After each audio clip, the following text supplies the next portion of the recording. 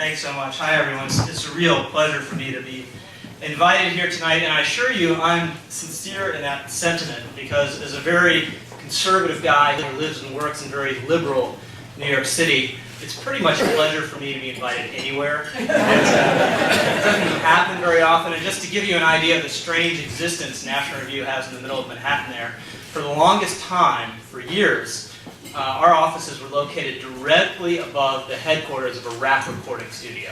It was called Loud Records, very aptly named. When the guys did the thing beneath us, the floors a little shake underneath our feet, and the most interesting part of this odd juxtaposition was when the weather got a little warmer in the spring and summer, we'd open up our windows, and this unmistakable odor would waft up. And I regret to report to so many upstanding supporters of the Yankee Institute that on a lot of days, National Review has been produced in the haze of marijuana smoke.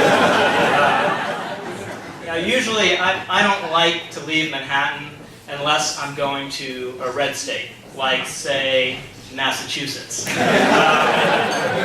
My favorite story about Massachusetts politics comes from Bill Kristol, of course, the editor of the Weekly Standard, and he taught at Harvard briefly. He moved up to Cambridge right around the time of a congressional election, and he went and dutifully voted in this election. He reflexively voted against the Democrat, and the next day he was sitting at breakfast with his wife, and she had the newspaper, and Bill was kind of curious how the election, this congressional election, had turned out, so he asked her, Susan, how did that race go yesterday? How did the Republican do?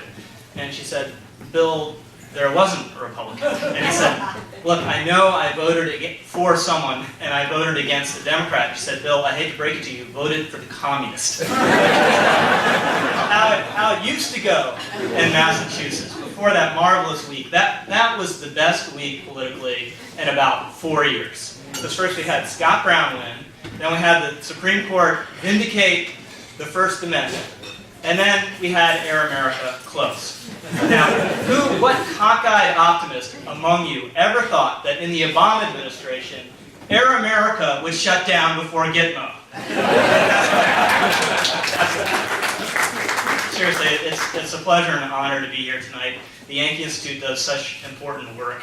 And it's with a sense of humility I come here tonight, because now I know it's just because you guys couldn't get the state-funded clown to show up. I'm here. So I want to just very briefly give you a view of American politics as I see it now from 30,000 feet. And as you know, it's not going so well for Barack Obama. There's this big debate about whether he has a communications problem. This is a guy we were told is the best orator since Pericles, has a communications problem.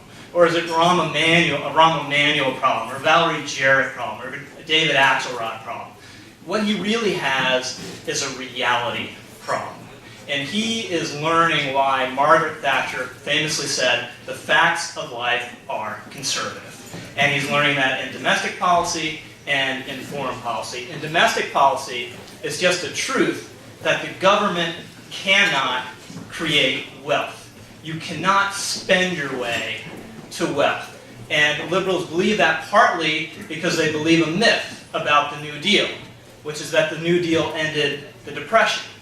It didn't. People forget, in 1937, 1938, 4 or 5 years after FDR had been in office and had pursued his program, there was something called the Depression within the Depression, which was some of the darkest days of the Depression.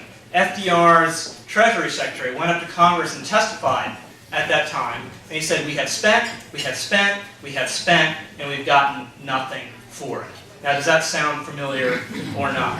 And when you can't spend your way to wealth, what you end up doing is just spreading a lot of money around.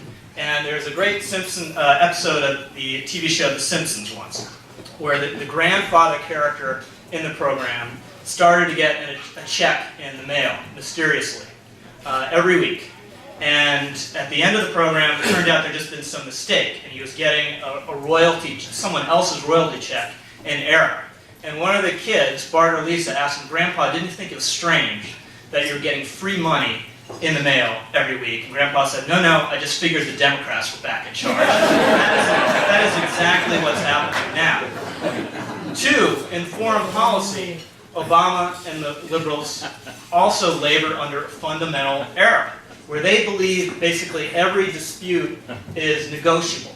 there's not any fundamental conflict of interest or values. Everyone can ultimately get along, just as if you talk sweet enough. And that's also false, and it's a lie that's been around for a long time, the brotherhood of man.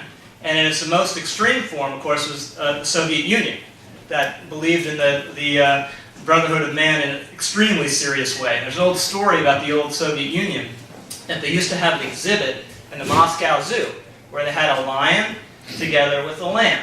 And people would go, they'd see this exhibit, they'd be astounded. The Soviets would say, look, it can work out, you can't have the lion and the lamb together. And people say, how's that possible? How do you do it? And they say, it's very easy, we just chuck in another lamb every day.